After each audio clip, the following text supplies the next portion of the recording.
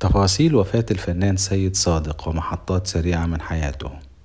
توفي يوم الجمعة 8 أغسطس لعام 2025 الفنان سيد صادق عن عمر 80 عاما، وقد أعلن الخبر ابنه لؤي.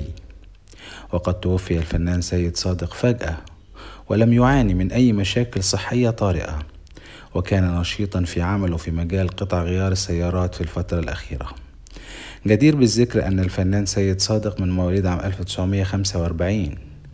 بدأ مسيرته الفنية في مسلسل عيون مع فؤاد المهندس عام 1980، وقدم حوالي 260 عمل فني، كان آخرها دوره في مسلسل أستاذ ورئيس قسم مع عادل إمام عام 2015. تزوج سيد صادق من خارج الوسط الفني، ولديه ولد هو لؤي وهو كاتب سيناريو، وبنت هي آشا. وقد كان يعمل في مجال قطع غيار السيارات طوال فترة عمله بالتمثيل، لأنه كان يشعر دائما أن الفن ليس له أمان. رحم الله الفنان سيد صادق.